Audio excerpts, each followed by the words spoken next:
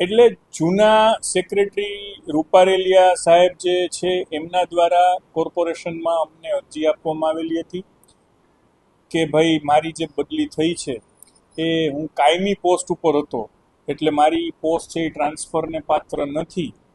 એ વસ્તુને ધ્યાનમાં લઈને જે કંઈ કાયદાકીય અભિપ્રાય લેવાના તે લઈને જે પ્રક્રિયા જીપીએમસી એક્ટમાં દર્શાવેલ છે એ મુજબ એમની અરજી ગ્રાહ્ય રાખીને પ્રક્રિયા દ્વારા એમને પરત લેવામાં આવ્યા છે.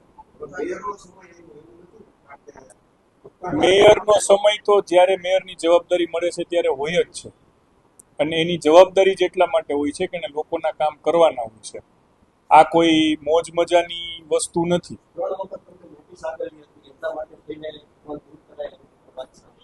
મને કોઈ નોટિસ કોઈના દ્વારા કંઈક આપનામાં માહિતી ભૂલ ભરેલી છે.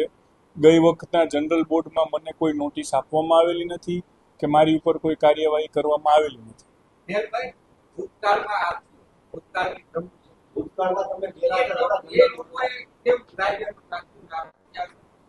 કઈ ના, એ અરજી આ જ વખતે થઈ છે. જે તારીખે અરજી આવી ત્યારથી અમે તાત્કાલિક પગલાં લીધા છે. અગાઉ એમને કોઈ અરજી કરેલું હોય એવું કોર્પોરેશનના રેકોર્ડ ઉપર નથી. દરેક વખતે દરેક જેમની જવાબદારી હોય છે એ લોકો સ્વાભાવિક છે કે એમને જેની સાથે ટ્યુનિંગ હોય એવા લોકોની ઈચ્છતા હોય છે, પરંતુ જે સર્વિસ રૂલ છે એને ધ્યાનમાં રાખીને પગલાં લેવાના હોય છે ને એ મુજબ અમે કર્યું છે.